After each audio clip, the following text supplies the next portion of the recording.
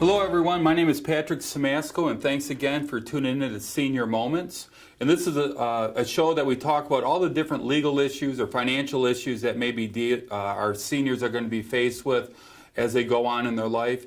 And in this segment, we're going to be talking about how to avoid probate. Now, so many people ask me, why is it important to avoid probate? Well, when you have the probate court, there's a set of rules that you have. And sometimes those rules that the court imposes on you and your family aren't really the rules that you want you and your family to follow in the future. So the idea with avoiding probate is, first of all, number one, there's two types of probate. One type is, what if I get sick and can't make my own medical decisions and financial decisions?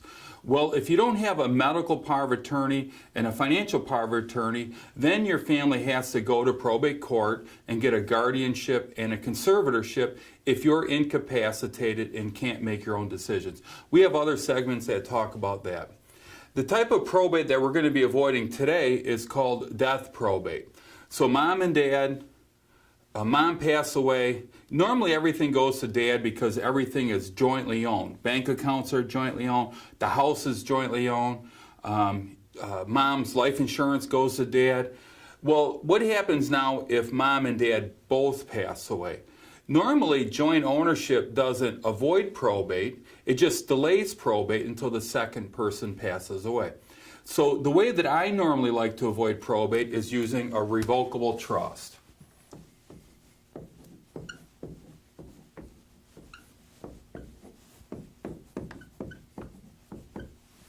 And in my world, we call that the mom revocable trust.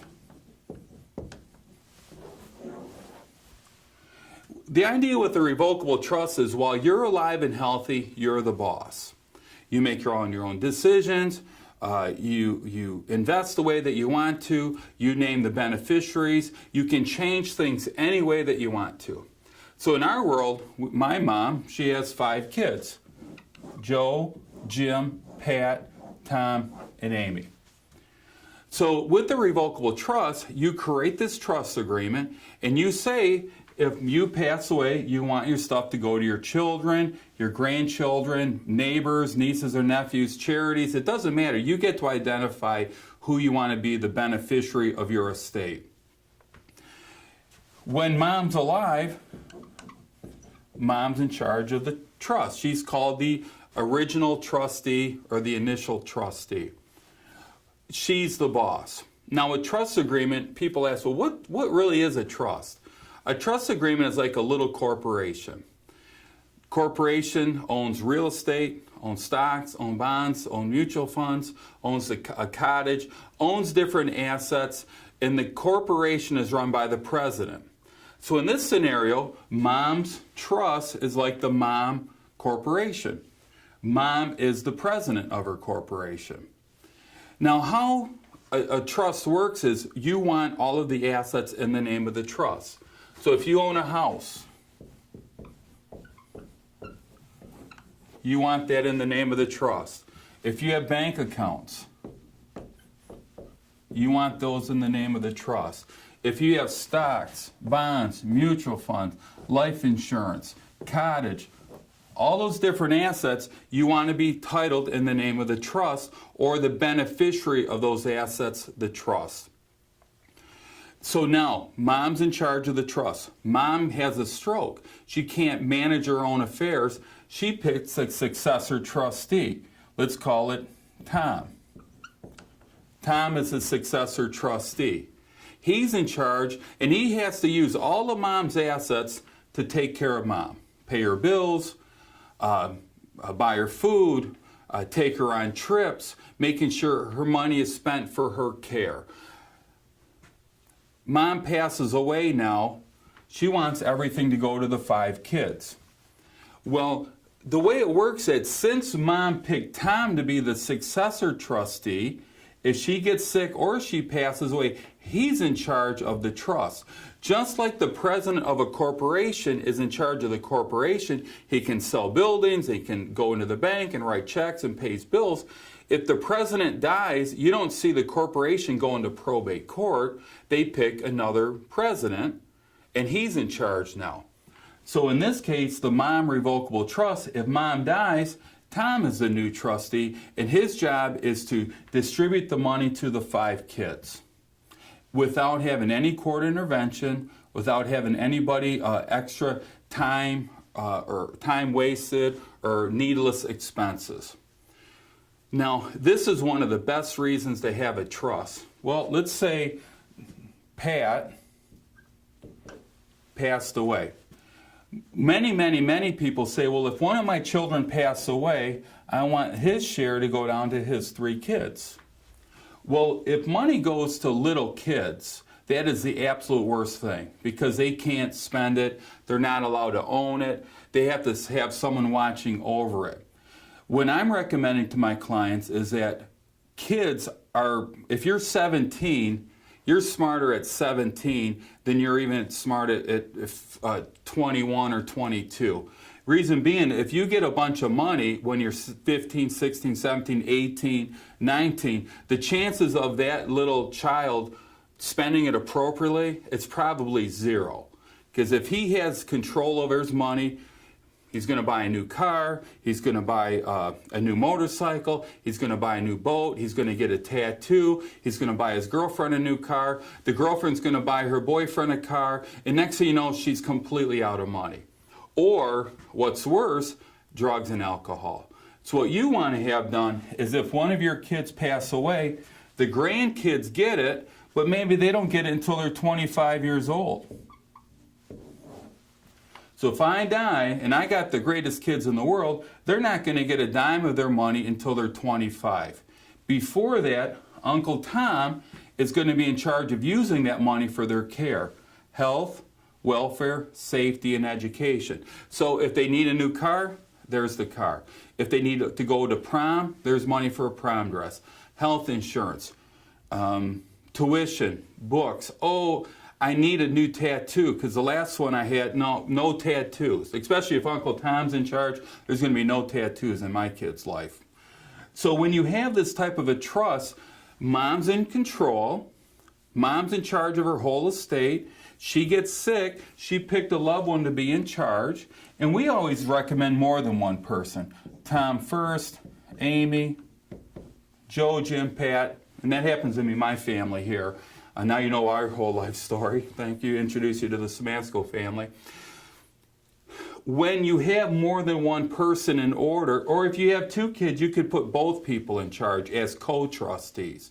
So what you're doing is laying out this plan, a roadmap for the future to make sure that you're cared for, your family's cared for, and even the extended family.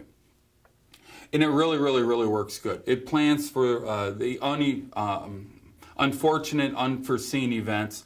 And that's why in my office, many times, that we always recommend the use of a revocable trust.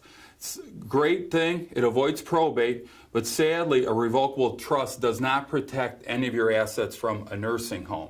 And that will be one of our other segments that we'll be talking about. So thanks for tuning in. Again, my name is Patrick Simasko, and this is Senior Moments, and I hope to see you again soon. Thank you.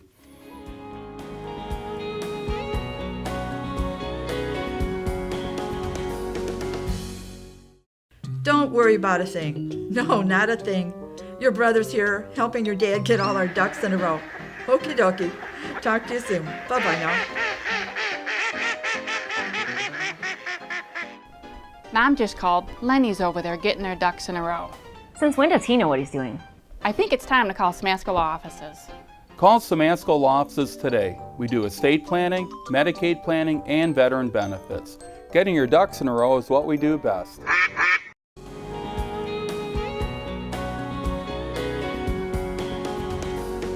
Hello everyone, my name is Patrick Simasko, and thanks for tuning back into Senior Moments. Today we're going to be talking about the difference between having a revocable trust, or what many people ask, Pat, why do I need a trust? I have my kids on all of my assets. And if you could tell me when your kids are going to pass away, and in what order they're going to pass away, and when they're going to be passing away, and how old the grandkids are going to be, I'll tell you right now whether or not you need a revocable trust. And if you can't do that, then my recommendation is a trust, and this is why. So as we talked earlier,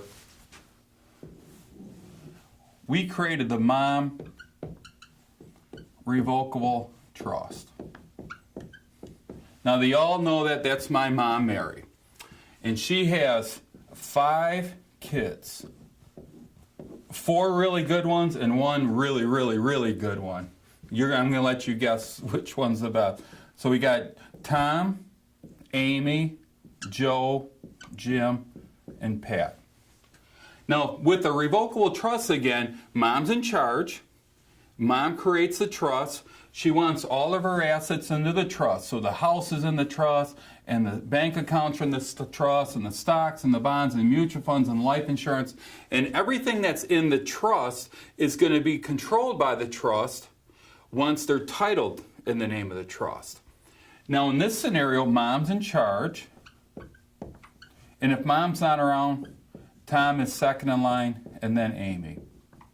Nice, happy family. And we do have a happy family. My brothers and sisters, we love each other, and there is never, ever, ever any fighting. And I'm sure every other family in the rest of the world is exactly like ours. Never fighting, never squabbling. Everybody goes to dinner at the same time. Everybody loves each other. And if that's true, well, you should change this channel, because I know you're watching the Cartoon Network right now. So if Mom has everything in the name of the revocable trust, if Amy passes away, well, Mom wants Amy's share to go to her 2 kids, right? If Joe passes away, Mom wants his share to go to his 2 kids. But if it's going down to the grandkids, we don't want those grandkids to get that until they're 25 years old, right? Because if they get this money too early, they're going to be spending it foolishly. So, great plan. It's a great, great plan. It protects Mom. It protects from probate. It protects from squabbling between the kids, because everything is divided up equally. Now, if some of the grandkids get it because one of the children passed away unexpectedly, it's going to be watched over and protected for them until they reach the age of 21 or 25 or 30 or 35 or 40. You pick the age. Before that, the money's available for those grandkids for schooling and education and prom dresses and cars and tuition and any need that may come about, but they have to go to Uncle Tom, and Uncle Tom's not around Aunt Amy or Pat or Jim to be able to get that money. It works great. Well, Mom doesn't want to do a trust. Mom says she has a bank account and she has a life insurance policy, and she has a house, and instead of putting it in the name of the trust, she says, well, I'm just going to put my kids on the account with them. I'm going to make the kids beneficiaries of my life insurance. I'm going to put my kids as joint ownership on my house. I'm going to put my kids as joint ownership on my bank accounts, or beneficiaries on my bank accounts. I'm going to put my kids as beneficiaries of my 401k or my IRA. Well, that's great as long as Tom and Amy and Joe and Jim and Pat all survive Mom. If we all outlive Mom, that money, that house, the life insurance will all go to the 5 kids. It's great. No probate, no problem. Uh-oh. What happens if Tom passed away before Mom? They passed away in the same car accident. Tom had a heart attack and he passed away. Well, those bank accounts, those life insurance beneficiary designations, those 401k beneficiary designations normally say if Tom dies, his share gets divided up between Amy, Joe, Jim, and Pat.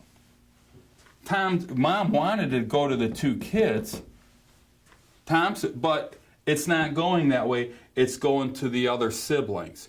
And that's not what Mom wanted. So now, let's say it's $500,000, which in our house, it's not. So you don't have to start calling mom up and say, hey, can we borrow some money? It's not that. But let's say that it was. Tom's children were supposed to get $50,000 each if Tom passed away. Well, now his $50,000 just went to Amy, Joe, Jim, and Pat. They're not going to get that money unless Amy, Joe, Jim, and Pat want to give that money to these two little kids.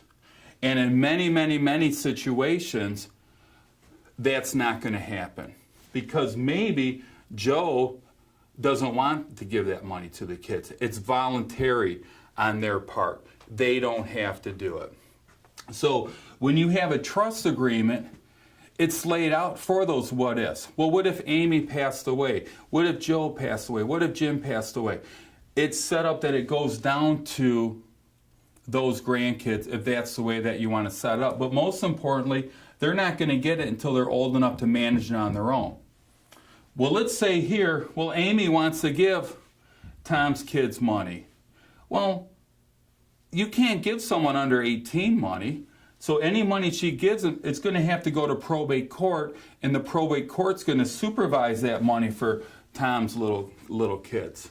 Jim doesn't have to. Joe doesn't have to. Pat doesn't, but Pat's going to too, because I'm really, really a great guy. Okay, and I love my little nephews. So all of a sudden now, they could get a share, but now those grandkids, there's going to have to be a probate open for them until they're 18 years old. So right now they're 4 and 7, 4 and 6. That means there's going to be 12 to 14 years of probate watching over those little kids' money. And now what happens when they're 18? They get the money at 18. They're smarter at 4 and 6 than they are at 18 because they're going to go buy Pokemon cards and Minecraft games. They're not going to be buying drugs, alcohol, and really, really, really bad stuff when they're 18. So that's why you want it held until they're 25 years old. Okay, so that's the biggest reason is these trusts have the what ifs. What if someone passed away unexpectedly? It goes down to the next level. The next reason, and this is a big, big reason, is let's pretend all this money was a big, fat IRA. Okay? An individual retirement account. That's your 401k plan through work. That's your thrift savings plan if you're a federal employee. That's your 403b plan, your 457 if you're a school teacher or a nurse. And the best part about a retirement account is that you do not have to pay taxes on the money until you hit 70 and a half.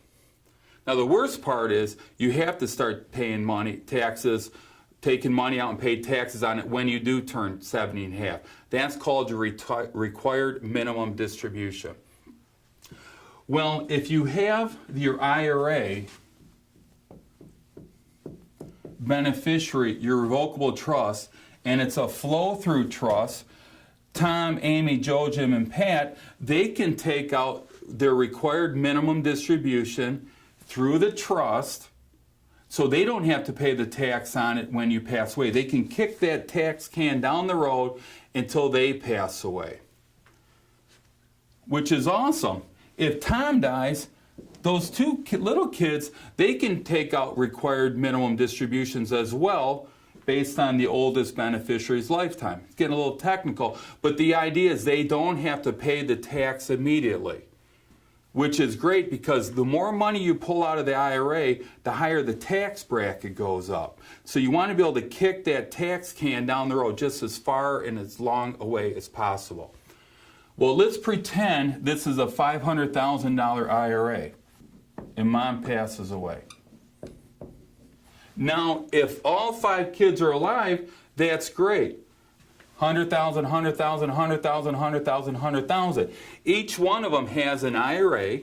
It's set up in their name, and they can take distributions out over their lifetime, their life expectancy. They have to start taking it out immediately. They can't wait until they're 70 and a half, but they can stretch out the payment of the taxes for years.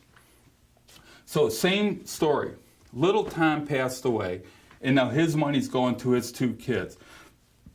We do have a great family.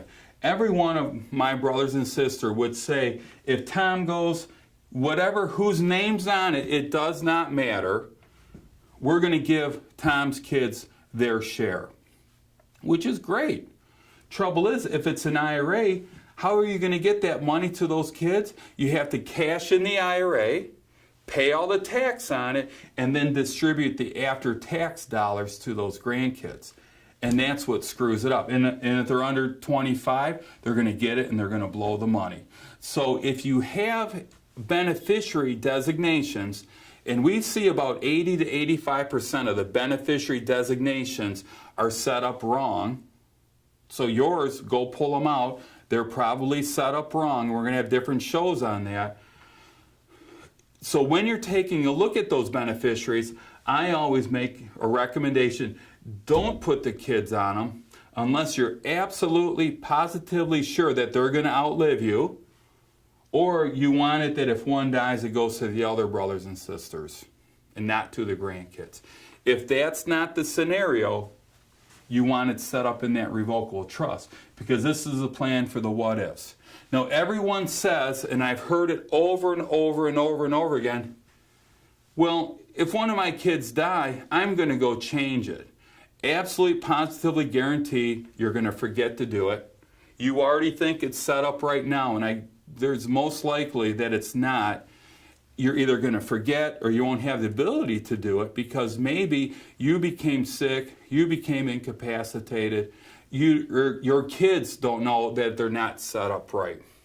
So while it's fresh in your mind, go run to your bottom drawer, go run to your safety deposit box, go get the documents that you have. See how your beneficiaries are set up. See if they're set up that it goes to the kids, and you'll see it's not going to the grandkids if one dies. And if you do have a trust agreement, know the difference between having beneficiaries of your assets, the trust, or the IRA. And it is a big, big, big difference. And I've told my families, and I've heard it a million times, if one of the kids pass away before mom and dad, there's a big chance that those grandkids are not going to get their share. They will justify a reason why little Johnny and Freddie will not get that money. So you want to make sure that you have it set up properly. You do not want fighting after you pass away. I tell every kid, Mom would rather burn her house to the ground and throw all the money into the river if her kids are going to be fighting over that money. And trust me that that's true.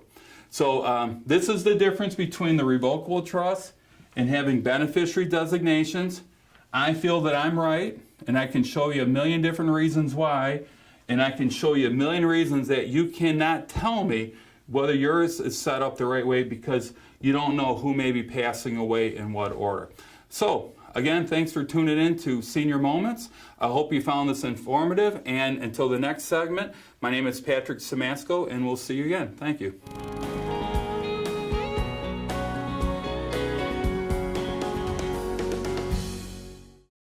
Yeah, your dad has that old lawyer here. Yes, that guy says he can get all our ducks in a row for our elder care. I don't believe it. In fact, I'm kind of scared. Is your sister there? Talk it over with her and call me back, please. That was Mom. She's really worried her attorney's over. The attorney from when we were kids? I think it's time to call Simasko Law Offices. Call Simasko Law Offices today. We do estate planning, Medicaid planning, and veteran benefits.